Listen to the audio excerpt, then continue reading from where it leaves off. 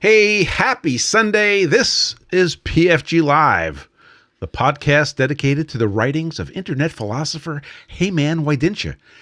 Hey man, why didn't you just use water and Dawn dishwashing soap to clean that stuff up?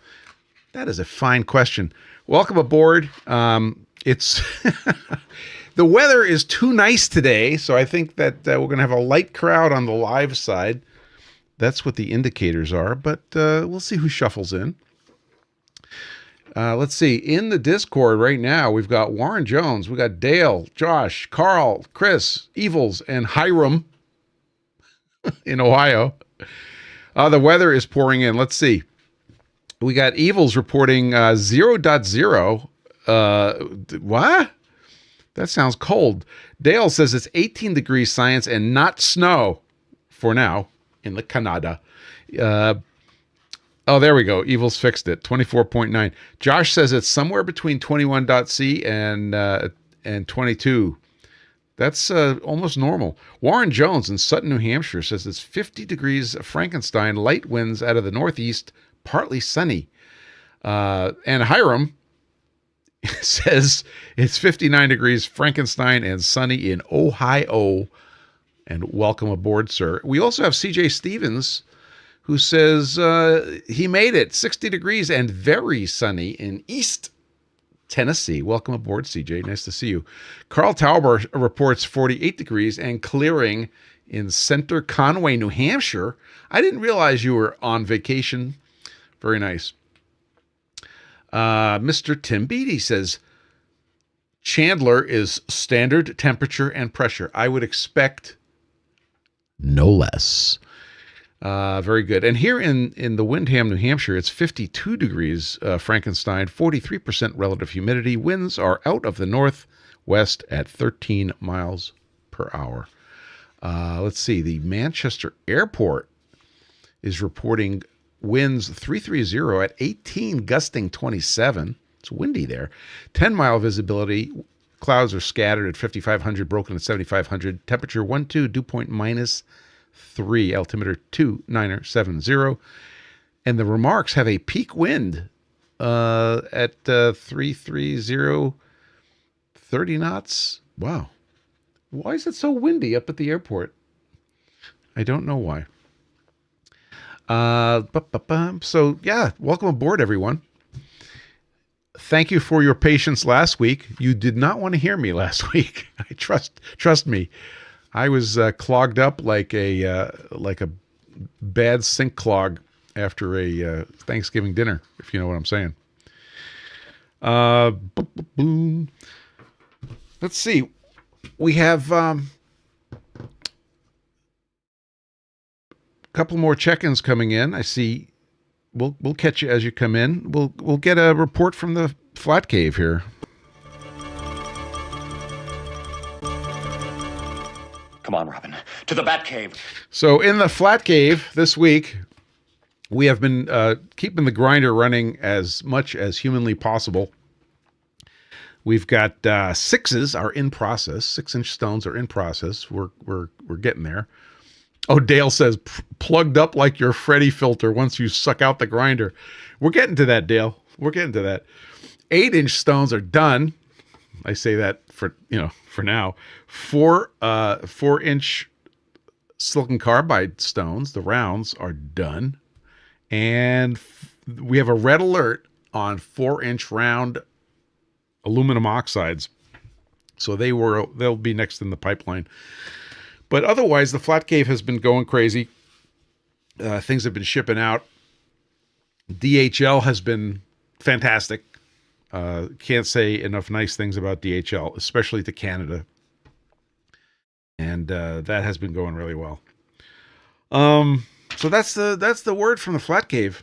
It's been busy, and I think there's a day coming real soon when we could leave the shop doors open, and the weather's a little warm, and I am going to give that floor a good scrubbing because it needs it. What else is going on? We got our Freddy. I think you knew that. I think I posted some information about the Freddy. So just to recap, if you hadn't heard about it, we bought the Freddy Micro Plus, and we bought it as a demo.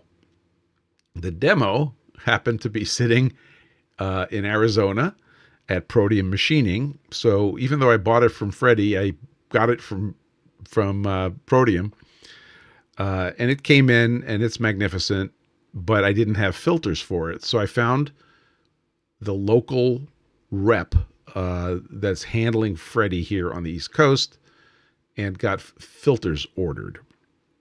So it comes with a 200 micron nylon filter, which is washable and reusable.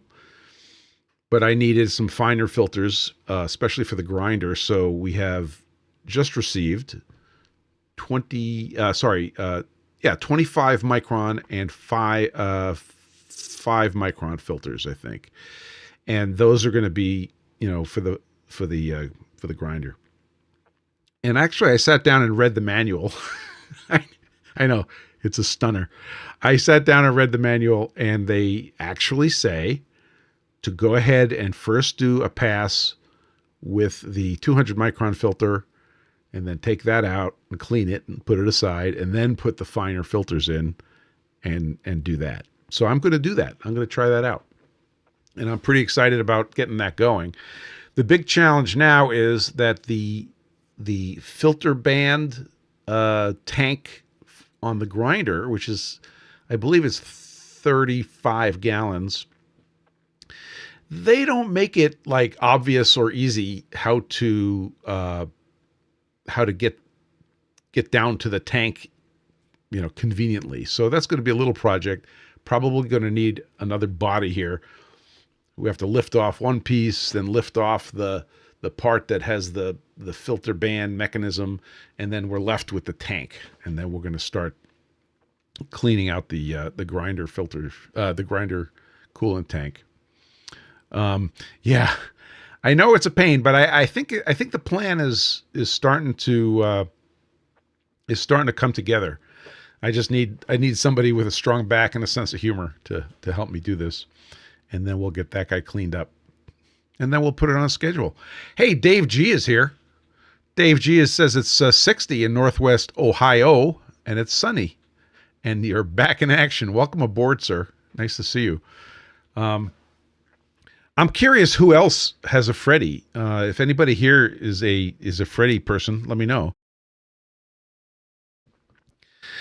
because it would be very interesting to compare notes. So Protium, who had this Freddie, has purchased a big one because he has a bunch of big machines now. Mr. Hiram Minimum says Freddie for oil, not doing grinder coolant with it. Okay, that's cool. So you're just doing chip catching, and I'll let you know how the grinder coolant goes, because it's probably going to work pretty good. I have not cleaned out the tank on the grinder since I got it, so it's probably got a little bit of grunge in it. It hasn't hurt its operation yet. And I'm doing 2 stages of filtering. I have the band filter, which is allegedly 20 to 30 microns. And then I have another 30 micron filter downstream, which lasts about a year. And it's been running great. Eric says, I don't have one, but I really want one. You have an X-Air and have never been really happy with it. Well, I will keep you posted on that. Hiram says, it's Adam, okay? Can we just say it's Adam? Adam42. He says, remember to close the valve on the suck hose before turning on the blow. Had a heck of a mess that way. Thank you. Yeah, they were pretty clear in the manual. They were not mincing words. Oh, look who's here. Protium's here. Hi, Protium. They were pretty clear in the manual, and I was intent on reading the manual quietly and carefully, which I did last night, finally. So, yeah, I don't know when you came into the room, Protium, but I got my filters. Hiram Minimum says, I had to mop my ceiling. That's scary. Well, the one thing I also haven't taken a careful look at is the electrical hookup. Yeah, read the manual. I know. Yeah, Eric. Apparently, these things have a little bit of poop to them. So, like I said, I'll report back. We'll shoot some video and we'll show it on the channel. But I think it's going to work out pretty good. And I've got really two major tanks to deal with. One is the grinder, which is a smaller of the two, and the other is the mill, which is 42 gallons. And it'll get a workout. I think when the weather's nice and the doors are open, this is going to be my challenge. So yeah, that's the story on the Freddy, and it's still pretty clean. It's as clean as it left Arizona, and we'll get that going. A little update on the Hygromancer software. So, as you know, as you're no doubt aware, I have hygrometers running in every single AMS and occasionally other places. And the hygrometers are taking measurements and reporting into Home Assistant. Home Assistant is handling the automation for turning on the low flow air drying system. And if you're on video, there's a picture on the screen of a bunch of the hygrometers. And on the bottom, you can see a bar graph of when the system's turning on and off. So you can see it's cycling. Right now it's on. And it's working out quite nicely. We are updating the software so that it runs with the... Let's see, I'll get you that picture right here. I'll put that on the big slide. So that it runs with the e-ink display. And then ultimately, this will be a nice package with the e-ink display so it could work standalone. You don't even have to use it with the Home Assistant, but you could. And we discovered some very interesting software problems. I know it's hard to believe that there are software problems in the world, but this was not trivial. So what was happening was it would run for a long time and then it would crash, and with no really good explanation. And the thing that was crashing was called a watchdog timer. So, I was working with Eager Assistant, who helped write the software, and Eager Assistant made some recommendations for testing. Ultimately, we got it to a place where we thought it was stable, and I put it on my test bench, which you see on video here. And I had two versions running the latest software. One was with the e-ink display, and one was with the reverse TFT display, which is on the left. And sure enough, 2-3 days later, it would crash. And Mr. Tim Beattie says memory leaks are a thing. Yes, agreed. And it's possible that that is what it was. But so we tried making some changes, and we did a few things, and we again, it would go 2-3 days and it would crash. Now on the little feather boards from Adafruit, this is the Adafruit ESP32-S3 board, or the S3 with the reverse TFT. And if they crash, they have an LED on the board. It's the NeoPixel, for those of you familiar with it. And the NeoPixel would flash 3 times and then leave a big pause and then flash 3 times. And that was a watchdog crash. So that was happening over and over again. And then finally, the not so eager intern, that's me, said, I wonder what version of CircuitPython we're running on the board. That was very interesting, because one of them was, the new one. I think they were both the new ones, right? Which was like 10.1 dot something. No, one was a version 9 and one was a version 10.1. Well, it turns out that the version 9 we fixed some problem and it was relatively stable, but the other one we couldn't fix, and it was running the more recent one. Well, eager intern goes off and finds out that they're actually up to 10.2, and then eager intern pulls up the list of things that were fixed in 10.2 and points out that there's a couple of things on that list that we're doing and they fixed.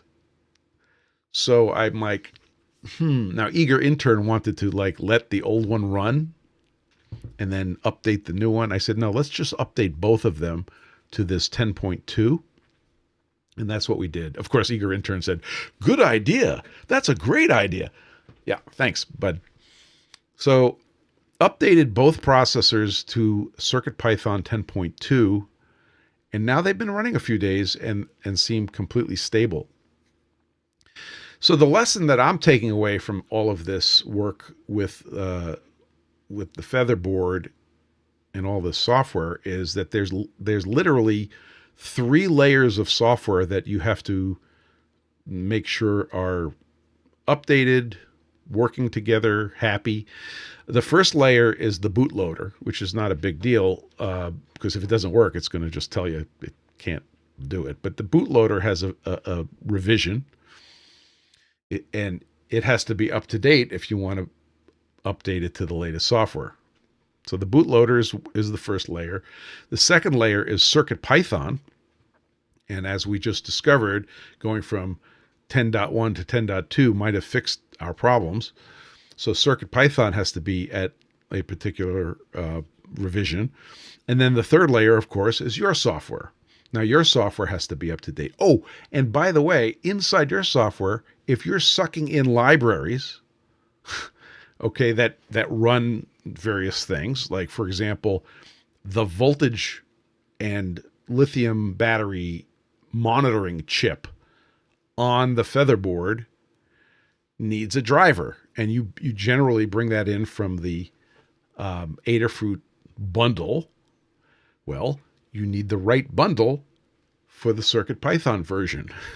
So we had one problem with that where it was I had an older board and a newer board. This was on a different project, but it was the same issue. I had to update CircuitPython, then it said, oh, but your driver is not compatible. I had to go back and not driver, but library was not compatible. So you've got all it's actually 4 of these things, right? You've got the bootloader revision, the CircuitPython revision, the library things you're pulling in have a revision, and then finally your software, which of course you're doing revision tracking, right? Anyway, I think we got all of those things sorted out, and those 2 units are sitting 20 feet away running, and eager intern and I both agreed that if they go for 5 days, that we think we've got it. And then I could proceed later. You know, it's not a rush, but I'll start designing the housing that's going to hold all the stuff, which is going to be a revision of the current housing. And then we'll have a standalone unit that has an LCD, I'm sorry, not LCD, but an e-ink display. I think you guys probably know what an e-ink display is, but it's a display that is persistent. It's not meant to move fast. You write to it, and then what it displays stays in the display even when you power it down. So it's really good for ultra low power applications like Hygromancer, where Hygromancer is typically waking up every 20 minutes, taking a measurement, shooting it into Home Assistant if that's what it's supposed to be doing, writing to the e-ink display if that's what it's supposed to be doing, and then going into a deep sleep where it consumes, microamps, if that. So Proteum says, I think I missed it. Why use the Adafruit board over something more common like a, quote, normal ESP32? Just for ease for ease of use. And now you're listening to me whine about all the problems. It's just how I started playing with these things. That's all.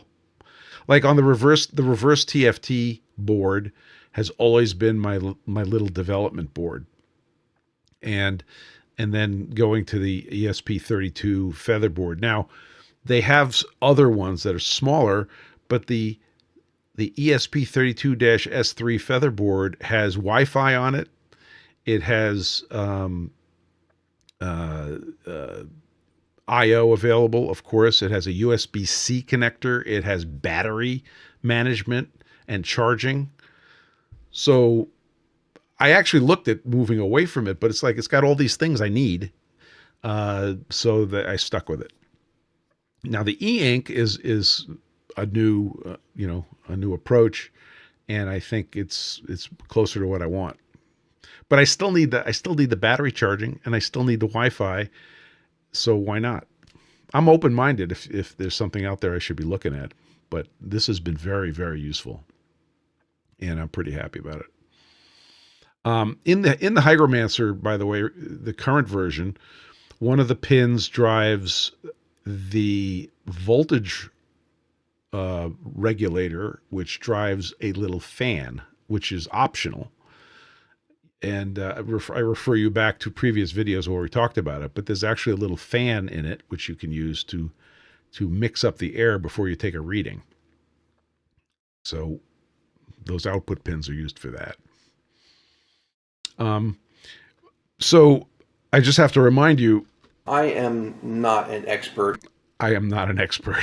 I've been hacking this stuff, and the software has been, most recently, the software has been overwhelmingly written by, by Eager Intern, and just kind of glanced at by me, but it's been working quite well. So that's the update from the Hygromancer project, and we're on version 0.41, in case if you're keeping score at home, which is the second version that supports the e-ink display. So the first version that supported it was version 0.40. All right, enough of that. But stay tuned, because this is getting closer to where we want it. And I know that Tucker, also known as Iron Man, has been very eager for me to get that out so he could have one with an e-ink display. So he's sort of my motivation. So let's get down to cases here. Unless anybody has anything on those topics, I want to get down to chemistry. One of the things that has been going on, as you know, I use 3D printing in all its forms here. If you've ever seen, I don't know if I have one kicking around. I didn't grab one. The NOS, which is our custom focused nozzle. I have my sticker here. Kind of looks like that. For the grinder, has been very successful, and I originally designed it for me, which is sort of a common thread, and that was to use on the grinder so that the coolant would be focused at the point of grinding. It has since shown some other really useful properties, like if you point it up a little bit, it cleans the side of the wheel in addition to delivering coolant into the grinding area. It also really cleans the area because all of your coolant is going into the grinding area.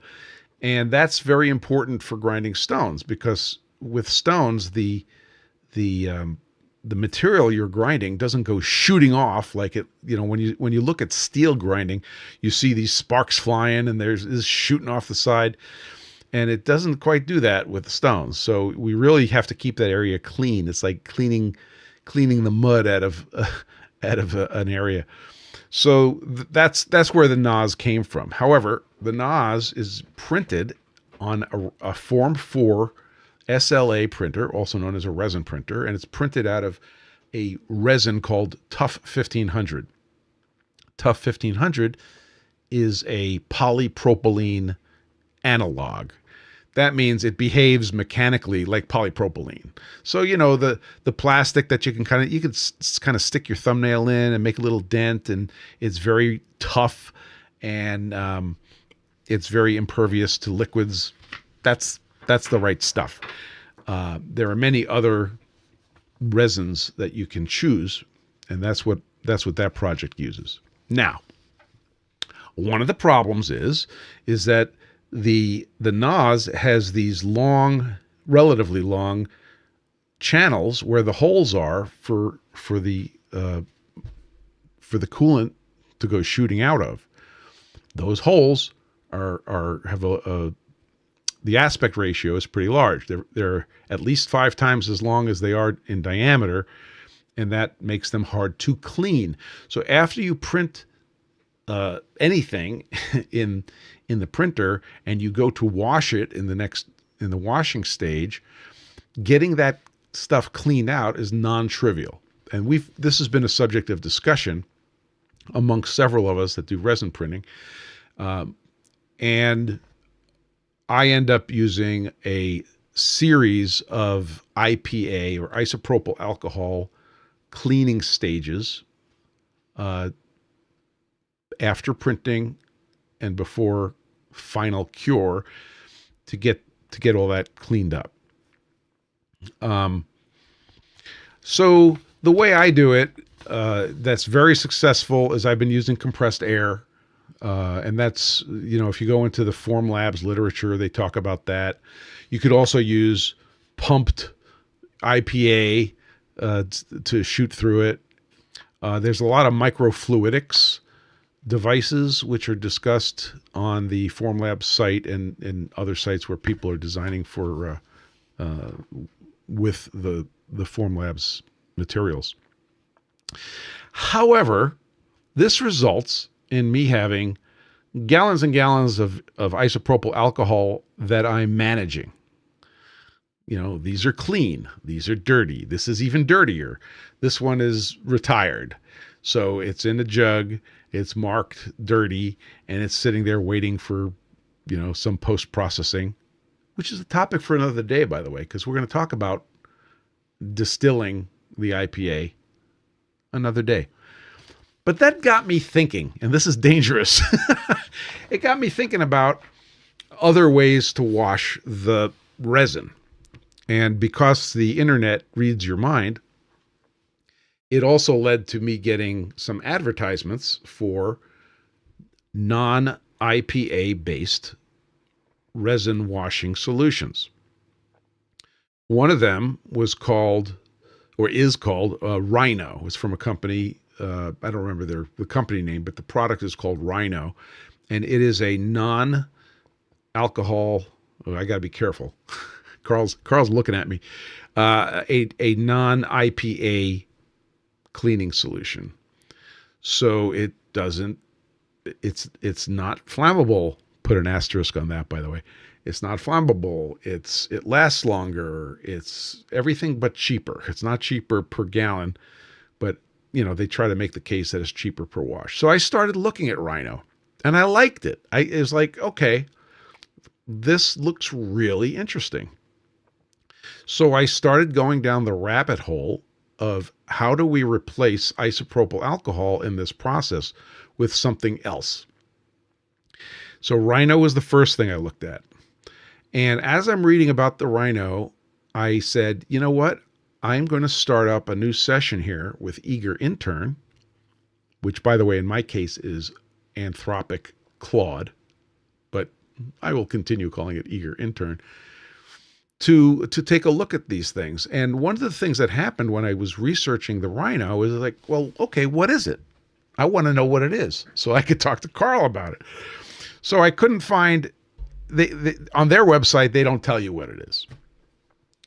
So I pull up the SDS, okay, or we used to call it MSDS, which is Material Safety Data Sheet. I guess they call it now just a safety data sheet.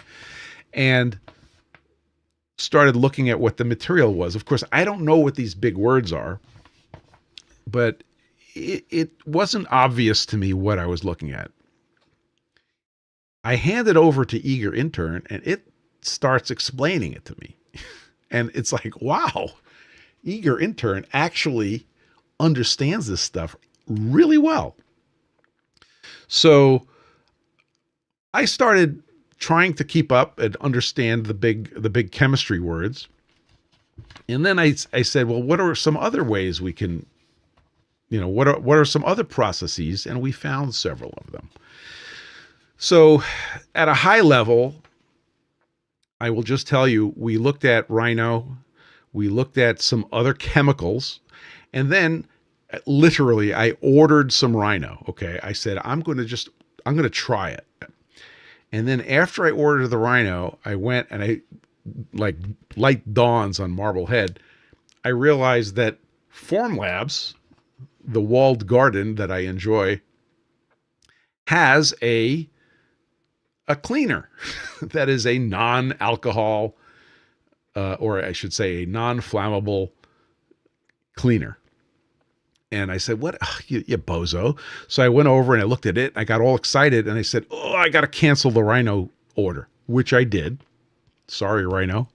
I think you have a good product, but I wasn't ready for it. And I said, let me read up on the FormLabs. So let me give you, I'm gonna read you the report that I had Eager Intern write about our experience. And I just want to give you a warning. I am not a chemistry head, okay? If you want to talk metals and alloys and machining, I can keep up. If you want to talk antennas, I will bore you to death. But when it comes to chemistry, I am not an expert. So stick with me here. As I read this report, this was written by Eager Intern. I will make a couple of minor changes to it because, I'm less eager. But here we go. This was entitled by Eager Intern as Beyond IPA. Anyone running an SLA workflow eventually starts asking whether there's a better cleaner than isopropyl alcohol. Isopropyl alcohol works, but it's flammable, evaporates fast, which is both a feature and a hazard, and isn't particularly good at dissolving the acrylate monomers that make up uncured resin. It's mostly washing the resin away rather than dissolving it. A handful of products on the market promise to do better. Non-flammable, longer-lasting baths, lower vapor pressure. They also tend to be cagey about exactly what's in them. This article is the result of working through 3 of those products from first principles, reading SDSs, decoding generic ingredient names, comparing chemistries against what we know about acrylate solubility, and figuring out which products actually fit which workflows. The punchline is that, quote, non-IPA resin cleaner, close quote, is not one category, but at least 2 distinct chemistries with meaningfully different trade-offs, and the right answer depends a lot on which resin you're printing. So let's get into it. Uncured SLA resin is a soup of acrylate and methacrylate monomers and oligomers, photoinitiators, and pigments. In Hansen solubility terms, a way of describing solvents, and their solutes by their dispersion forces, polarity, and hydrogen bonding character, acrylate resins sit in a region with moderate dispersion forces, moderate polarity, and low hydrogen bonding character. That last point is key. It's exactly where IPA is a bad match. So just to remind you, this is Spencer speaking now. There are some words here it would take me hours to understand them, but a couple of you are nodding your head and a couple of you are looking for the off switch. Continuing. IPA's solubility profile is dominated by hydrogen bonding. That makes it a poor solvent for acrylates. What IPA actually does in a wash bath is dilute the monomer film off the part rather than truly dissolve it, which is why IPA cleaned parts often look cloudy as resin precipitates out of saturated solution, and why a single bath IPA wash leaves tacky residue in undercuts. Better cleaners are molecules whose Hansen profile is closer to the resin's own. Two families stand out. Hydroxyalkanones, also known as keto alcohols, a single molecule that is both a ketone and an alcohol. For example, diacetone alcohol, DAA, diacetone alcohol. The formal name, here we go, stand by, 4-hydroxy-4-methyl-pentan-2-one. You chemistry guys, I'm telling you. The ketone group talks to the carbonyls in acrylate monomers. The alcohol group keeps the molecule water miscible. I may take up alcohol after this. The next group, glycol ethers, molecules with both ether oxygens and a hydroxyl group. Examples include tripropylene glycol monomethyl ether, TPM, and 2-butyroxethoxyethanol, also known as butyl carbitol. The same bifunctional logic with longer molecular backbones that tend to hold dissolved resin in solution longer. Both families dissolve uncured resin rather than just washing it away and are water miscible, so a water rinse cleans up the cleaner. They have low vapor pressure, which means less inhalation exposure, less odor, less fire danger, and have high flash points. Most are non-flammable in normal use. The difference between them turns out to matter. And now the title of the next section is called 3 Products, 3 Answers. I worked through 3. This is still eager intern writing here. I worked through 3 commercial SLA resin cleaners. Each told us something different. First one, Rhino resin cleaner. Rhino's SDS lists the active ingredient generically as hydroxyalkanone. That phrase is almost certainly diacetone alcohol, DAA. DAA is the textbook hydroxyketone, has all the right properties for this application, and matches Rhino's marketing claims. Low odor, non-flammable, water miscible, biodegradable. A thoughtful production shop review of the product, this is one of the reviews on their site, gave away one more thing. The reviewer reported that running an ultrasonic with heat caused noticeable volume loss and required frequent top-offs. Pure DAA boils at 168 degrees C and won't lose volume at ultrasonic temperatures. Water will. So Rhino is almost certainly DAA diluted with water. Perhaps 50 to 70% DAA by mass, which also explains the per gallon price relative to bulk DAA. The fact that a 50-50 further dilution is suggested as a workable cleaning strength and the consumer-friendly packaging. So you see what eager intern did here? It reasoned its way to figure out what's in the bag or in the bottle from Rhino. And again, this is completely our presumptions. We never got any information from them that would confirm or deny it. DAA carries a California Prop 65 reproductive harm warning. The actual toxicology is mild, and blah, blah, blah. You don't need to know the rest of that. The next chemical is TPM. Sold under various trade names and used widely in the resin printing community as a single ingredient cleaner, glycol ether family rather than the ketone family, several genuine advantages over DAA. And just to answer Dale's question, everything causes cancer in California. Higher molecular weight, 206 versus 116 grams per mole, gives it more capacity to solvate large oligomers, so a TPM bath holds more dissolved resin before it stops cleaning.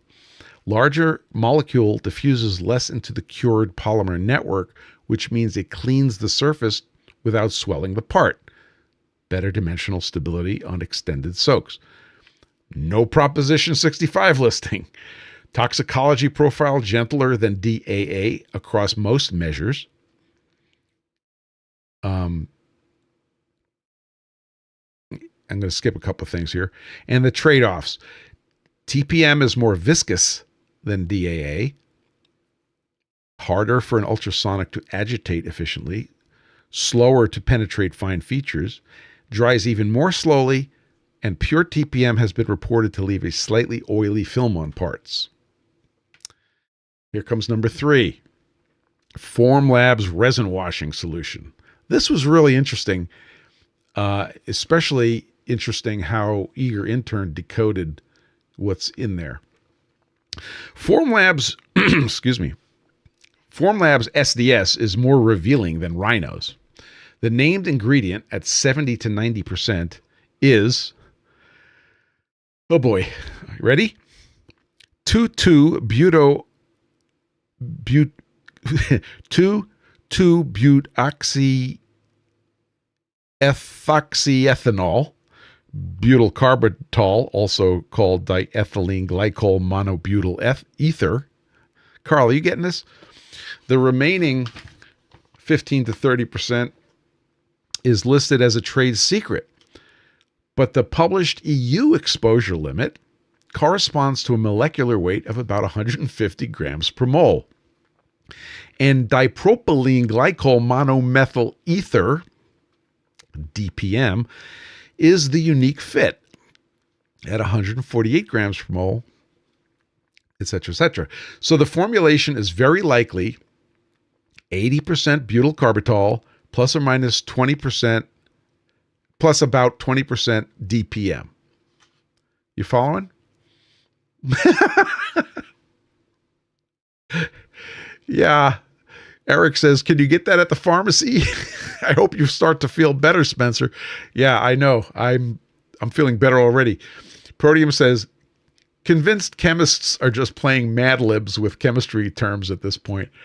I cannot dispute that, sir. This is amazing.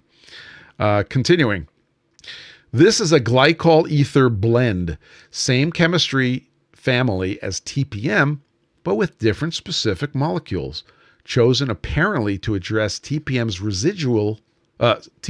residue issue. Hazard classification is for eye irritation only. No flammability, no reproductive concerns, no Prop 65. Flashpoint above 200F.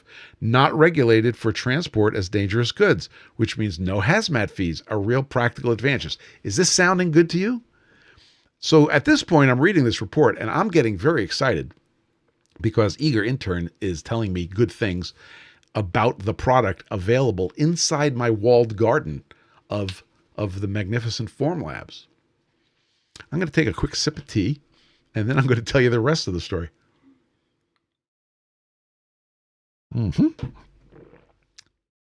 Now you know the rest of the story. Well, you don't know it yet, but here it comes. The catch, and it's a big one if you print tough resins. This is tough with a capital T, meaning tough 1500, tough 2000. Comes from FormLabs' own compatibility documentation. Resin washing solution, that's their name for it, is explicitly not recommended for the entire tough family. Tough 1000, tough 1500, tough 2000, because it leaves them tacky to the touch. Oh, I was so close. Hi, Russell. Welcome aboard. It is also untested with biocompatible resins, dental resins, flexibles, elastics, silicone, ceramics, and the PU rigid line. The actual target is their standard rigid engineering resins: gray, white, clear, draft, and similar. That's a narrower window than the marketing suggests. Okay, so there are these resins that what I call baby's first resins, right? There's the FormLabs gray is like the first thing you ever print. And they're magnificent. Very high resolution, very nice. However, they're not super strong and they're a little brittle. If you're doing minifigs, listen, you minifig guys, okay? If you're doing minifigs and you're using those basic resins, this stuff is great. And if that's what most of my work was, I would be on this, what's their official name? Resin washing solution, the FormLabs resin washing solution. I would be on that so fast it would make your head spin. Unfortunately, it discounted the very resins that we really like. It goes on to talk about using, the trap of using IPA as a second process. I'm not going to bother you with that right now. And I think that's the big punchline, is that it doesn't solve my problem. So Eager Intern goes on to say, there is no universally best answer.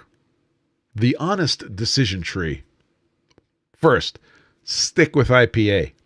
If you print tough family resins, biocompatible or dental resins, flexibles, elastics, or anything else outside the standard rigid acrylate space, the exotic cleaners are validated for a narrower set of resins than they're marketed for. And IPA is the known good answer for the rest. IPA is also the right answer if you have first gen form wash and aren't planning to upgrade. I actually disagree with Eager Intern on this point. So Evils asks, does FormLabs have a recommendation specific to your tough resin? Yes, it's IPA. So after this, this march around the universe, we're back to IPA again. FormLabs is recommending IPA for the tough resins. I was kind of hoping to get away from it, but let's not get ahead of ourselves. Item 2, consider DAA-based products like Rhino and similar if you print standard rigid resins. You want to dramatically lower vapor pressure and non-flammable handling. So basically, Eager Intern is saying the DAA-based products are good if you're using those resins. And then it goes on to recommend other things, but the thing that's common in every recommended path forward is,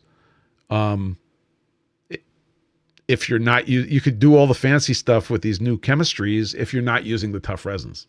So I'm kind of screwed, but if you are printing in some of the other chemistries, this is an option. Anyway, it goes on to get to the bottom line. And here's the bottom line. The safer than IPA cleaner category is real, but it's not one product. It's at least two distinct chemistries: hydroxyketones and glycol ethers, with measurably different properties and different ideal use cases. The marketing tends to obscure those differences. The chemistry makes them clear. Reading an SDS with intent plus a little high school level organic chemistry is enough to figure out which product fits which workflow before spending money on the wrong one. And the final statement.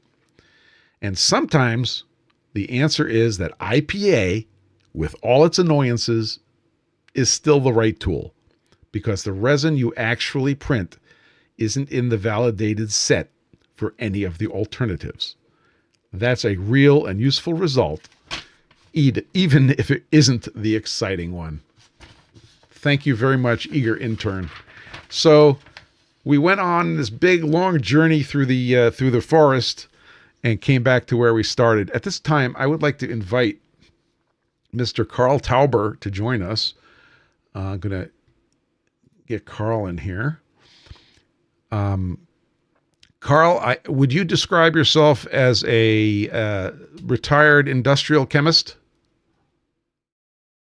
Yeah, and I actually used to synthesize acrylate polymers back before the Great Flood, and also used to help select solvents for various uses. So I've got a little bit of background, but I don't have specific background with respect to the 3D printing resins that you're talking about, but I have some general background in the area. So, full disclosure, I sent you this document yesterday. Do you think Eager Intern did a fairly even-handed and accurate job? I think it's excellent. I mean, there's a little bit of piddly shit here and there that one could quibble with, but I think it's not worth it. Essentially, you can get into some, academic niceties which are irrelevant Sure. from a practical standpoint. I'm anticipating your question, which I will answer with a question, which is, what is it about IPA that is not floating your boat? Why do you want to replace it? I will address that. Because you and I have not really talked about this. I kind of threw this at you last night and ran away. So I want to answer your question. Eric Moore says, coming soon, Kinetic Precision Resin Wash as formulated by Carl Tauber. Well, okay, I'm not adverse to that, mind you. Actually, I am adverse to that. But to answer your question, IPA, I like IPA. I like it because it's proven, relatively human friendly. You buy it, it's rubbing alcohol. You buy it at the drugstore. It has proven itself in the resin printing process as just fine. We've looked at methods of cleaning and recycling the IPA, which we still have those paths to go down. But it is a flammable liquid. And if I could reduce the flammable liquids in my world, I don't think that's a bad idea. This was all triggered, by the way, because about a week and a half ago, I found and purchased a really good deal on a nice flammables cabinet, specifically for the 3D printing area and specifically for the IPA. So here I am, like, all excited about my flammables cabinet, and I started thinking, this is what triggered the whole thing. Is like, what if I didn't have to get excited about a flammables cabinet? So that's my impetus, and that's where I was coming from. Well, in general, the objections that Eager Intern has to IPA, namely that it's not a terribly good solvent for acrylate oligomers. And what an oligomer is something, it's essentially a polymer, but it's a small polymer, like 2 or 3 monomer units, maybe 4 or 5, whatever. But it doesn't have properties like you would expect of a polymer. In fact, it's likely to be sort of gooey and less volatile than an acrylate monomer. Can I do a little Sure. bit of vocabulary here? So monomer in my brain says mono, one of, and the mer means what? Is that a Mer is essentially I guess it's a way of saying something. In other Something. words, Okay. yeah. So And a monomer is that which you glue together in a chain to make the polymer. okay. And then there was the word in the middle, which was it's a polymer, but it's a real short one, and you called that Oligomer. oligomer. Oligomer. That means a stumpy polymer. Yeah, Okay. basically. Okay. I'm all for it. And I think Eager Intern uses the word oligomer as well, which is why I brought it up. Thank you, because I had no idea what that meant. Now we do. Okay. I think that you can improve the objections to isopropanol, which is that it's not a very good solvent for acrylate oligomers, by adding either some acetone or some methylethyl ketone to your IPA. And what that will do is it will give some better solvency if what you're getting, if your complaint is that you've got gooey stuff left in undercuts that the IPA is not removing, which I think is one of the issues that intern mentioned. So I did not complain about that. Okay. Eager Intern identified it as a complaint, but that was not my complaint. I do, however, have to use, like, I have to take extra steps to clear those channels because Okay. for the reasons we're talking about, right? But when I'm done with my process, and I'm actually really happy, and it's Okay. so, and just so you know, Carl, my process is an agitation wash in bath number 1. Yep. I may actually then use the compressed air to blow the channels out, and then go to bath number 2, manual agitation, bath number 2. Yeah. I may blow the channels out again, and then I go into ultrasonic, and then I might blow the channels out again, and then I go into You do the ultrasonic in water, correct? negative. I do ultrasonic with IPA. Okay. Be very careful. No heater. No heater. No heater. No, it's worse than that. Okay. The ultrasonic cleaners are not what are called explosion proof. Okay. And explosion proof electricals or, motors and so forth that are designed to run it, in an atmosphere of solvent vapor. And they are very well engineered to ensure that the vapor can't get into any place that's going to make a spark. Okay. So there are no ignition sources. So the point is, the IPA is volatile enough, and it's also heavier than air, which means that the vapor is going to come out of the surface of the thing and go down, to underneath the base and potentially get into the electronics. So there is a chance that you could get a flash. Okay. Now you can mitigate that if you want by adding some water or by doing it in water with detergent. That's a good idea. Or if I'm sorry, go ahead. No, go finish up. Go ahead. If you really feel the need to use the ultrasonic cleaner, I would recommend, for safety's sake, using one of the things that intern recommended, that are, either high flash or not combustible. And I think the third option he mentioned hasn't, is the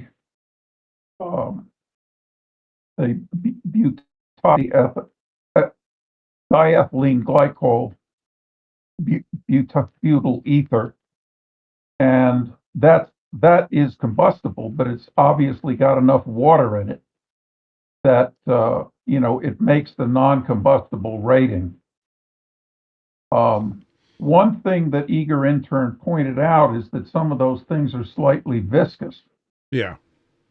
And my understanding of the way that an ultrasonic cleaner works is that it produces cavitation, and it's the bursting of the cavitation bubbles that scour the surfaces. And in a viscous liquid, I think that would tend to interfere with the cavitation, or rather interfere with the not the bursting of the bubbles, but I think it's when the bubbles collapse that they generate shock that that produce the scouring effect. Mm-hmm. So I think that if you're trying to use a viscous solution in an ultrasonic cleaner may defeat the purpose, but the point is you'd have to do the experiment because it's all about what is your convenience and what are your objections. Now, if you are able to run your ultrasonic cleaner outdoors, or I think Dale mentioned that he does a lot of the stuff in his welding area that is automatically fireproof. Then it's much less of an issue. Right. We have a couple of comments coming in. Okay. Evil says viscosity is also an issue with your small channels, which is why I use a compressed air blowout at least twice in the process to clean out those channels. That's an excellent point. Dale says FormLabs recommends, and this is a quote, FormLabs recommends the Vivor ultrasonic cleaner or similar ultrasonic cleaner in the 35 to 45 kilohertz frequency range for cleaning parts. My question, Dale, while you're in there, are they talking about using straight 99% IPA in an ultrasonic cleaner? Dale says yes. Interesting. Okay. Okay. Let's see. And Protium says, seems like you need more flow. You need flow more than ultrasonics. A larger PC pump and nozzle to blow over the parts might be better. I've actually, Dale was reading the section for cleaning the silicone resin because he deals with the silicone resin. I do not. And that's where he got that quote. And Protium is suggesting that a flow, pumping the material and flowing it through the channels might be better. I agree with you, by the way, Protium, that would be a very good process. Interesting. So if we add water to the IPA, are you suggesting it improves? It lowers volatility. Am I reading that correctly? Well, if you, I didn't really think through that comment, but if you mix IPA with water, it's like trying to light a glass of wine. If you take hard liquor at room temperature and you try to light it, you can, get a small flame out of it. You really have to heat it in order to get it to go. Right. And if you try to light a glass of wine or a glass of beer, it's sufficiently dilute that you're not going to, you couldn't light it. Got it. Now that you may have to dilute the IPA to the point where it's not doing what you want it for, in which case that's really not a useful approach. It might be a good experiment though, because there is a very common flavor of IPA is rubbing alcohol, which is 70% alcohol, 30% water, and that's a good question as to whether that would that do the job also. I believe that is still flammable, but it's not as flammable as the 99 or 100%. Yeah. What were some of the other terms that maybe we didn't quite understand in here. If there are people that want to experiment. Oh, there was one thing before I get into experimenting. Methyl ethyl ketone is supposed to be a really like bad thing to be getting on your skin. And should we reinforce that? I mean, I think I'm remembering correctly. Am I? I would disagree with that. I would say that it may be marginally worse than acetone, but not much worse. Okay. And again, if you're going to be splashing around in the stuff, I would I have some good gloves on. Full bodysuit. Evil says, and this certainly, you should be wearing eye protection. Oh, absolutely, at all times. And if you're a contact lens user, take your contacts out and wear your glasses, because if you do get a splash in your eye, you have to get the contacts out before you can flush your eyes. That's a good tip. Dale just posted a picture of him setting aflame rubbing alcohol, 70% rubbing alcohol. So I guess that answers that question. Yep. Evil says, and this is a good question, I wanted to ask you about this. Evil says, I'd still like to hear why ethanol is not a more popular option besides taxation and regulation. Does ethanol sound like something useful in this experiment? Absolutely. Okay. Absolutely. Now I purchase from the hardware store, I purchase denatured alcohol, which in the cans that I get, it's listed as ethanol and up to 50% methanol. Is that a candidate for this experiment? No. The problem with methanol is it's highly toxic. Okay. And you don't want to expose yourself to the vapors. Okay.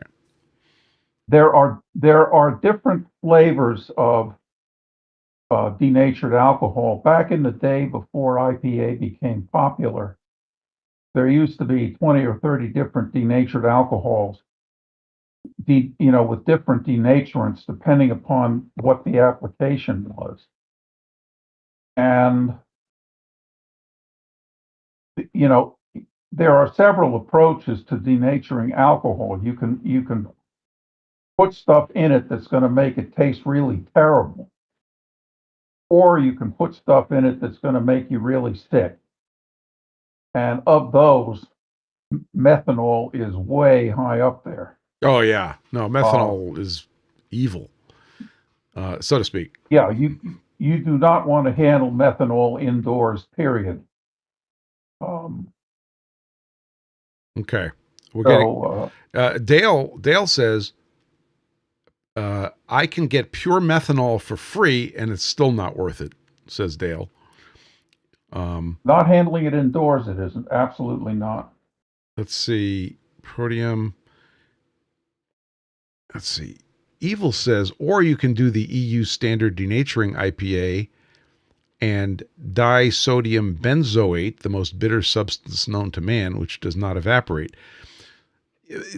Yeah, but I don't think we could buy that here, Evils. In other words, we need somebody that's going to be selling that over the counter, and I don't think anybody denatures with that material in the United States. Yeah, so methanol is a big red flag. So we should understand that. So where do we go from here? Do we do any experimenting beyond just using the IPA and gridding and bearing it, or is there some other things we should try? Well, my feeling is that the IPA is working, and unless unless it's holding up your process somehow, or if it's a problem for you, then you can look at the alternatives, which are going to be more expensive.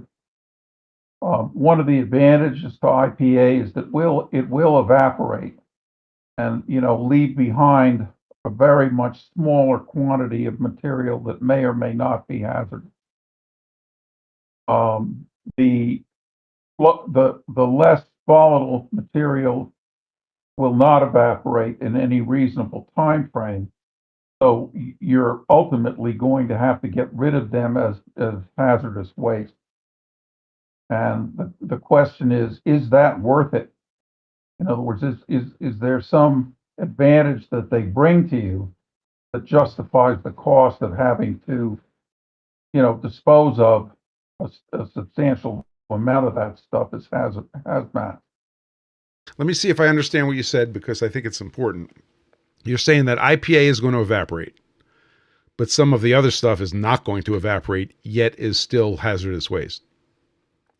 Can be. Can I'm be. not- Yeah. Yep. Yeah. Okay. I actually came to that conclusion also, because if I have, like, let's say, for example, I'm not saying I'm going to do this, but let's say I had a dirty IPA, right? It has some resin in it. One of the ways that I can process it is I could pour it into a big shallow tray, and I could put it out in the sunshine. The IPA will evaporate, and if there's resin in there, it's going to cure. And now we're back to no longer a hazard. Does that make sense? Well, let's step back for a moment. Is the resin that you purchase, is that considered a hazardous material? Not really. I mean, not in the quantities or usage model.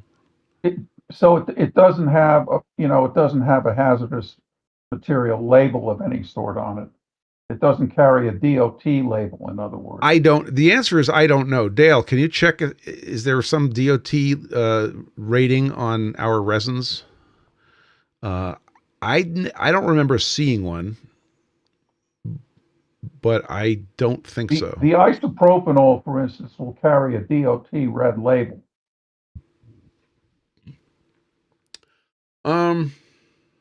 I have ordered resins for sure in quantity, and I've never seen such a label. Okay.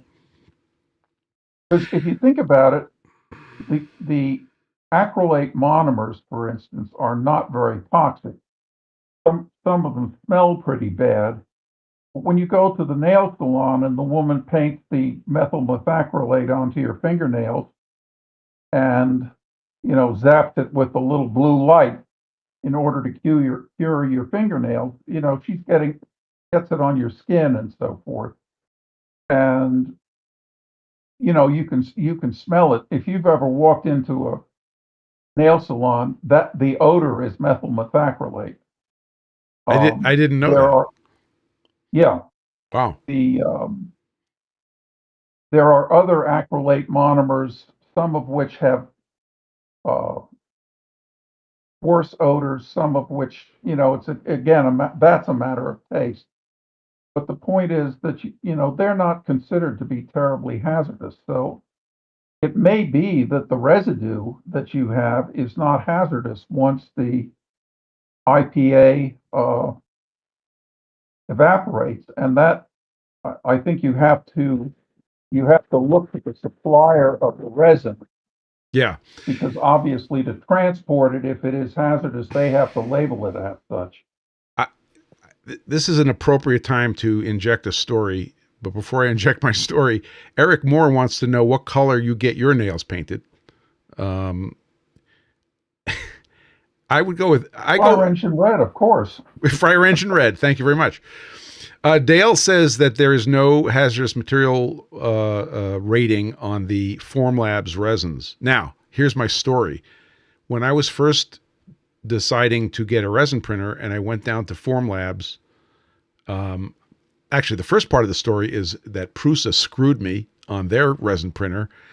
They had no idea how to import it into the United States, and it wasted my time, and I was pissed at them. So I decided I was willing to spend twice as much and go buy a FormLabs printer, which, by the way, was the best thing I ever did. So I go down to FormLabs, and they're giving me the nickel tour. They were really nice. And this is in Somerville, Carl. And and I go. They say they take me to their print farm, And I walk into this room where there's like easily, I don't know, 30 printers. And I turned to the guy who's giving me the tour and I said, how are you exhausting the fumes? And he looks at me like I was speaking a foreign language. I said, I don't smell anything. I'm standing here surrounded by 30 of your printers and I don't smell a thing. He says, our resins don't smell. And while that is a minor exaggeration, but it's not a major exaggeration, I literally could not smell the resins. Meanwhile, one room over was their cleaning room with their IPA, and they had exhaust fans for the IPA, right? Exactly. However, if you get and I'm going to use, this is not a derogatory term, if you get a Chinese printer, Elegoo, I mean, we could probably name 5 of them. I don't know them. Their resins smell to high heaven, and it's a big issue. And a buddy of mine down the street, Paul, hi Paul, he told me, he says it's a real problem. We had to move it to the garage just to. So I said all that to say this is that when we say resins, we're painting with a very broad brush.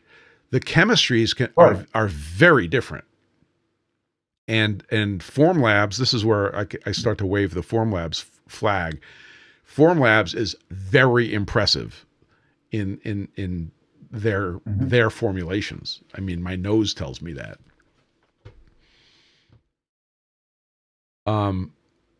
Dale said that there's no hazardous sticker on the FormLabs stuff.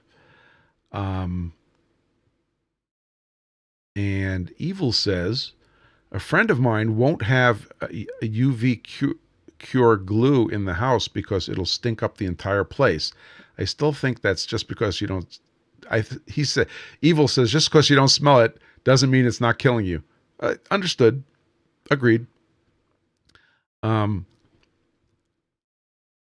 Yeah. So Eric says, No, I would respectfully. I mean, he's not wrong. That if you have something that is highly toxic and you can be exposed without knowing it, the tips of lead paint, let's say that sort of thing. Particularly if you're handling the old-fashioned lead-based paints, and you don't clean up properly. You certainly can be exposed that way, but in materials where you're essentially using bulk quantities of it, if you don't smell it, you're not being exposed to it unless you stick it on your skin.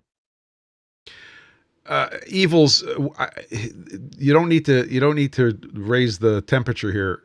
The point is if you have a chemical that is being allowed through the system to get to you, you probably do not have something that's going to kill you.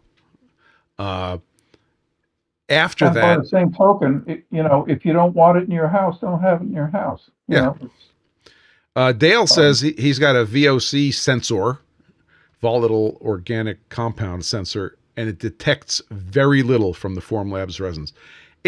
It's really impressive. And Eric says a common remark on the Reddit subs is that people get into resin printing, are successful with it, and then stop because they can't stand the smell and cleanup. Agreed. Yeah. So, okay. So I don't want to go too far down that rabbit hole. You should always be aware of the chemicals you're using and the hazards and treat them appropriately. I'm just saying that FormLabs did a hell of a job starting with a clean sheet of paper and designing their resins to be amazingly friendly to work with and do not eat it. What did we miss, Carl? What should we have talked about that we didn't? I think you covered it. I mean, if somebody wants to raise questions about the names of things and so forth, my recommendation is look them up on Wikipedia, and it'll show you the molecule. And it's not worth worrying too much about the names unless you're interested in the organic chemistry. Okay. 'Cause there are trivial names for everything, and there are what are called IUPAC names, International Union of Pure and Applied Chemistry, and they have a very complete naming convention of how you generate, a name for any molecule. And if you're not interested in that, don't bother with it. If it interests you, fine, and if I can help you with it, I'll be happy to. But I think most people, as an academic exercise, are probably not going to be interested in that. Yeah. Evils wants to ask questions about detergents, but I think we're going to save that, Evils. Maybe we'll do another session with Carl, because we always have fun with Carl and we always learn a lot. Dale says, is a VOC sensor a good baseline for checking the air quality, or is there more you should consider with resin printing? Do you have any opinions? To my knowledge, the VOC sensor is more to tell you if you have a flammability problem.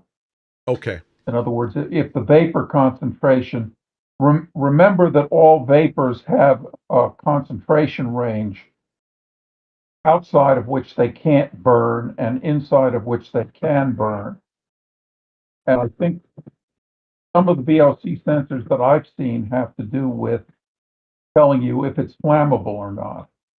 Or, in other words, can you handle a sparking electrical source without fear of, setting the thing off? There may be VOC sensors, related to, that are for very much lower concentrations having to do with exposure. But there are some things that are sufficiently toxic, that they're only dangerous or that they are dangerous in very low concentrations. The classic example is the smell of rotten eggs, which is hydrogen sulfide, which we humans are sensitive to at the parts per billion level. So, they'll stink up the room long before they'll do you any harm. Yeah. Hydrogen cyanide, on the other hand, if you can smell it, you're in mortal danger. Get the hell away from it. Yeah. People say that about me, and I don't know why. Carl, thank you so much for being here and helping us with the big words today. I appreciate it. This has been a very interesting journey to go out and arrive back at IPA. But I'm okay with it because the products are coming out awesome, and it just takes a little more effort. And now I'm pretty excited about trying to do some recycling. Carl, thanks so much for being here. I appreciate you. My pleasure. And just a very important note for next week. I'm checking the calendar. Next week is Mother's Day. And if you know what's good for you, you won't be here for next week. And I actually am committed now to being at Mom's next week. So there will be no PFG.Live next week, which is the 10th of May. And we will be back on the 17th of May with another exciting PFG.Live. In the meantime, if you need something flat or a way to make something flat, head over to PFGStones.com. If you want to get the NOS and focus your coolant on your grinder, head over to pfg.gg/NOS. Don't believe this sticker. Go to pfg.gg/NOS and get yourself some cured resin from Kinetic Precision. With that, I'm going to wish everybody a fantastic rest of your weekend. Have a good Mother's Day and do something nice for your mother or somebody else's. In the meantime, get flat, stay flat, and we'll see you guys in 2 weeks.